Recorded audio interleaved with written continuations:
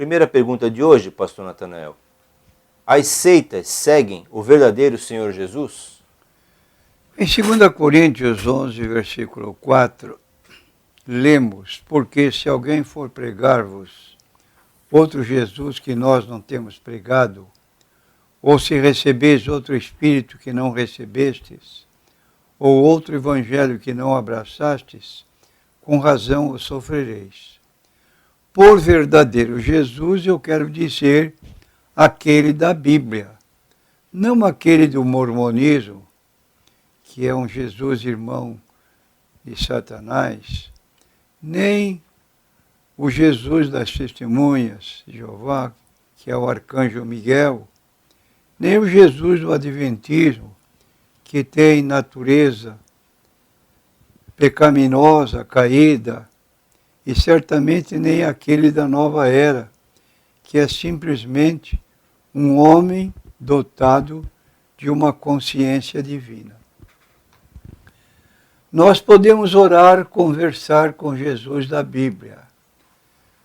Em 1 Coríntios, capítulo 1, versículos 1 e 2, temos o seguinte escrito: Paulo, chamado apóstolo de Jesus Cristo, pela vontade de Deus, e o irmão Sóstenes, a igreja de Deus que está em Corinto, aos santificados em Cristo Jesus, chamados santos, com todos os que em todo lugar invocam o nome de nosso Senhor Jesus Cristo, Senhor deles e nosso. O Jesus da Bíblia é adorado. Mateus 14, 33. Então aproximaram-se os que estavam no barco e adoraram-no, dizendo: És verdadeiramente o Filho de Deus. O Jesus da Bíblia chamado de Deus. Hebreus capítulo 1, versículo 8. Mas do Filho diz: Ó Deus, o teu trono subsiste pelos séculos dos séculos. Cetro de equidade é o cetro do teu reino. Na teologia das seitas, Jesus é uma criação de uma forma ou de outra. É por isso que as testemunhas de Jeová adicionaram a palavra outro 4 vezes em sua tradução do Novo Mundo, de Colossenses capítulo 1, versículo 16 e 17.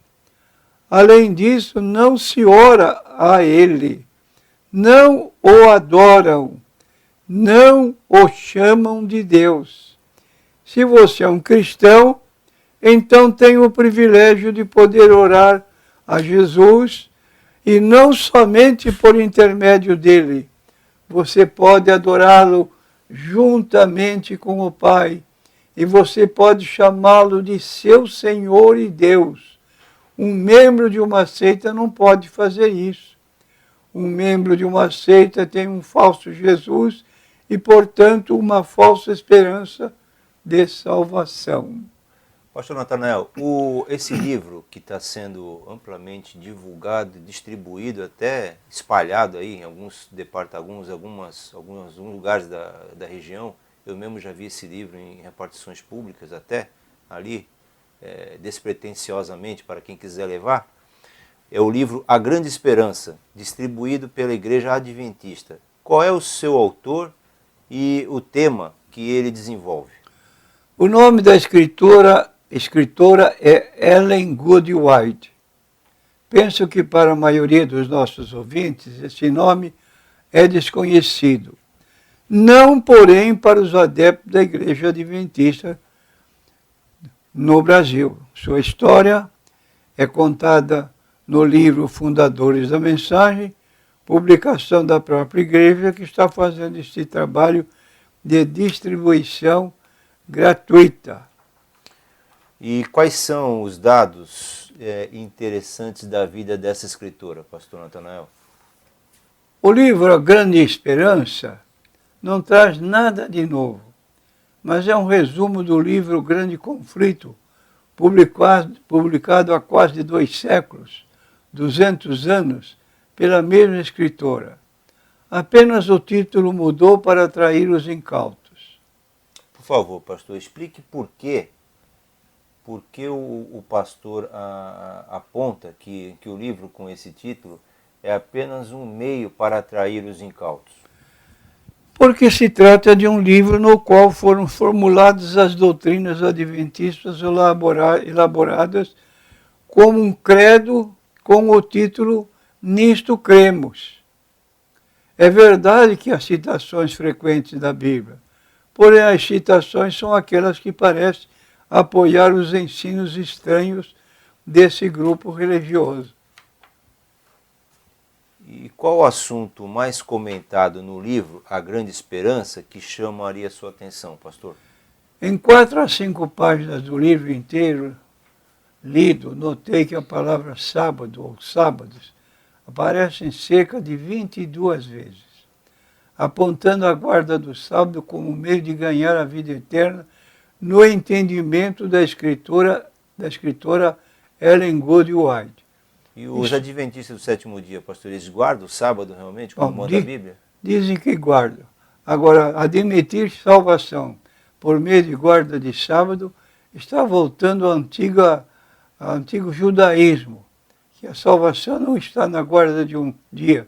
E não há ninguém que tenha guardado o sábado dentro das pretensões, dentro das exigências que a própria lei que recomendava a guarda do sábado exigia.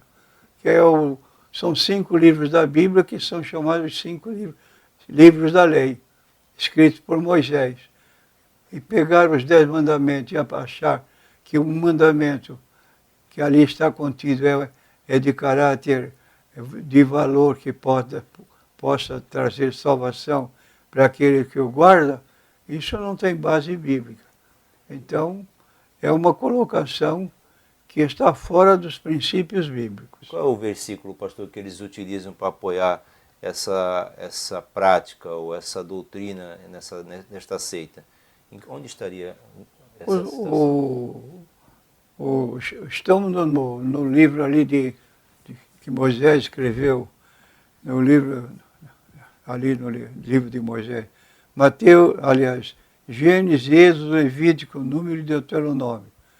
Normalmente no livro de Número e Deuteronômio tem conceitos da lei, preceitos, que não são respeitados. Agora, se valem apenas dos 10 mandamentos. Agora, os 10 mandamentos não resolvem salvação de ninguém, porque está abolido, de acordo com Colossenses, capítulo 2, versículos 16 e 17. Na sua carne aboliu a lei dos mandamentos que consistia em ordenanças. A guarda do sábado é uma ordenança. Quer dizer, não tem fixação, colocação para nós evangélicos, porque estamos vivendo dentro da nova aliança. Afinal de contas, eles cozinham no sábado, né, pastor? Fazem todas as práticas que ao mesmo tempo se contradizem. Né? É claro. Certo. Então vamos aqui à próxima indagação. Licença. Sim, então. A pergunta aqui seria a seguinte, pastor. Os adventistas guardam do sétimo dia, guardam o sábado como manda a Bíblia? É isso que nós gostaríamos de enfatizar aqui para os nossos ouvintes. Eles realmente guardam o sábado como a Bíblia recomenda? Não. Supõe que guardam. A Bíblia é determinada que não se pode acender fogo no dia de sábado. Está escrito em Êxodo 35, versículo 3. Não acendereis fogo em nenhuma das vossas moradas no dia de sábado. Ora, como fazer nos dias frios de inverno, como nos Estados Unidos e outras regiões do mundo onde essa seita existe? Alteraram o texto bíblico de Gênesis 35, 3, através da mesma escritora, deram uma interpretação falsa ao texto. Ellen G. White escreveu, embora deva a gente abster-se de cozinhar aos sábados, não é necessário ingerir comida fria. Em dias frios, convém aquecer o alimento preparado no dia anterior. Testemunhos Seletos, volume 3, páginas 23 e 24. Deve-se evitar cozinhar no sábado, não é por isso necessário comer frio. No tempo frio, a comida preparada no dia anterior deve ser aquecida. A Ciência do Bom Viver, página 307. Como aquecida se não acender no fogo? Não é a transgressão do sábado que proclamam guardar? E diga-se passagem, o senhor possui esses livros aqui Possuo. para poder, quem quiser, comprovar o que foi dito lá atrás, né? Mas, pastor Natanael, a guarda do sábado ela é necessária em nossos dias para ganhar a vida eterna? Em primeiro lugar, apontamos que não há um só mandamento de guardar o sábado no Novo Testamento e nem Jesus ordenou a guarda do sábado. Ademais, o apóstolo Paulo escreveu que preceitos litúrgicos e cerimoniais da lei deveriam ser considerados sem validade para os cristãos. Colossenses capítulo 2, versículos 16 e 17. Portanto, ninguém vos julgue pelo comer, ou pelo beber, ou por causa dos dias de festa, ou da lua nova, dos sábados, que são sombra das coisas futuras, mas o corpo é de Cristo. Está muito claro aqui. Os dias sagrados dos judeus eram os mencionados no texto lido. Ninguém vos julgue pelos dias de festa.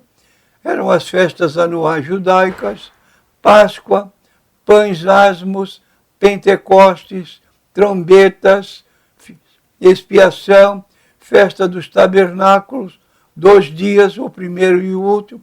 Depois Paulo indica os dias sagrados mensais, chamados luas novas, e por fim os sábados semanais. Todas estas festividades eram restritas aos judeus e não devem ser guardadas por nós, cristãos, que vivemos dentro da nova aliança. Muito bem, pastor. E nesse tema, já que estamos abordando esse grupo religioso, pergunto, que autoridade exerce então os escritos de Ellen G. White face à Bíblia Sagrada? O artigo de fé 18 da Igreja Adventista estabelece: um dos dons do Espírito Santo é a profecia. Este dom é uma característica da Igreja remanescente e foi manifestado no ministério de Ellen G. White. Como a mensageira do Senhor, seus escritos são uma contínua e autorizada fonte de verdade e proporcionam conforto, orientação, instrução e correção à Igreja. Se os escritos dela são uma contínua fonte de verdade e proporcionam conforto, orientação, instrução e correção para eles, por que precisam da Bíblia? Esta perdeu a razão de ser? E porque nós lemos no livro de Hebreus, capítulo 1, que antigamente Deus falava ao povo por meio dos profetas do Antigo Testamento, e hoje nos fala, aliás, que no livro de Hebreus, capítulo 1, havendo Deus antigamente falado muitas vezes, de muitas maneiras aos pais, pelos profetas, a nós falou-nos nestes últimos dias pelo Filho. Pelo Filho, que é Jesus, a quem constituiu o herdeiro de tudo, por quem fez também o mundo, o qual, sendo o resplendor da sua glória, expressa imagem da sua pessoa, sustentando todas as coisas pela palavra do seu poder, havendo feito por si mesmo a purificação dos nossos pecados, assentou-se à destra da majestade nas alturas. Quer dizer que este versículo em seguida que fala, que mudou aqui, havendo falado antigamente aos pais pelos profetas, a nós falou nestes últimos dias pelo Filho, é trocado por Ellen G. White. Quer dizer, agora ele fala nestes últimos dias por Ellen Goodwhite tiveram a liberdade de alterar a Bíblia para pôr o nome dela, a quem constituiu como herdeira, quer dizer, falando agora por Ellen Goodwhite e não mais pelo filho, conforme diz a Bíblia Sagrada. E nós cristãos aceitamos a autoridade exclusiva da Bíblia, né, pastor? Conforme 2 Timóteo, capítulo 3, 15 a 16. Né? Aqui. E que desde a meninice sabes as sagradas letras, que podem fazer-te sábio para a salvação pela fé que é em Cristo Jesus. Toda a escritura divinamente inspirada é proveitosa para ensinar, para redarguir, para corrigir, para instruir em justiça. É proibida qualquer fonte de autoridade à Bíblia. Apocalipse 22, 18. Porque eu testifico a todo aquele que ouvir as palavras da profecia deste livro, que se alguém lhes acrescentar alguma coisa, Deus fará vir sobre ele as pragas que estão escritas neste livro. Dispensemos o livro A Grande Esperança, se alguém nos quiser presentear com ele.